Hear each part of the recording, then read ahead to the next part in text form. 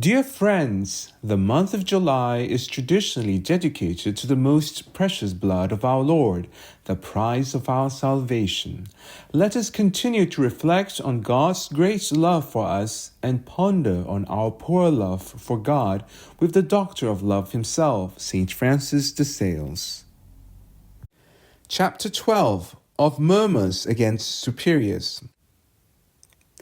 Take great care not to be discouraged by listening to any little murmur or any sort of reprehension that may be brought against you.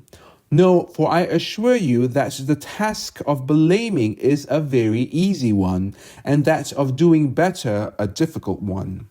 There needs scarcely any capacity to find to speak against in those who govern, or in their government.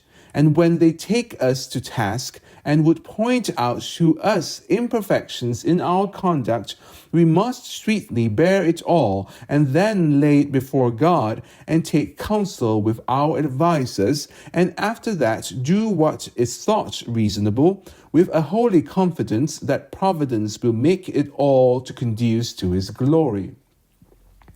Do not be hasty in promising, but ask for time to determine things that are of consequence. This is the proper means of ensuring safety in our affairs and of nourishing humility.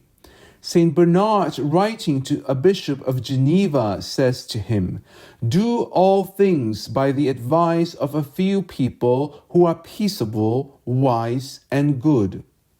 Follow this advice so sweetly that your inferiors may not take occasion to lose the respect which is due to your office, nor to think that you have need of them to rule.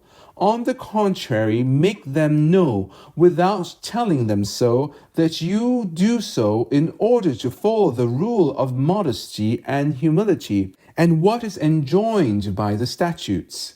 For as you will perceive, we ought, as far as possible, to contrive that the respect of our inferiors towards us may not diminish their love, and that their love may not diminish their respect.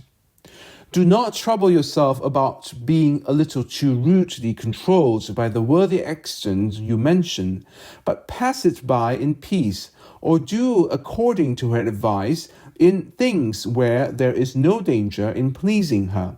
Or do otherwise when the greater glory of God shall require it, and then as adroitly as you can, you ought to gain her over to approve it. If you have any subject who does not fear you with sufficient respect, let her understand it by the means of someone you judge most fit to convey the hint, not as from you, but as from that person. And in order that, in every point of view, your sweetness may be distinct from timidity, and may not be treated as such, when you see anyone make profession of not observing that respect, it will be necessary sweetly and by yourselves to remonstrate on the ground that your office ought to be honored, and that all the religious ought to cooperate in maintaining the dignity of that office, which binds them all together in one body and one spirit. For the rest, hold yourself wholly in God, and be humbly courageous in his service. Join us tomorrow for chapter 13 of Obedience to Superiors in what regards the interior life. And always remember to be who you are and to be that well. May God bless you for your kind generosity. St. Francis de Sales, pray for us.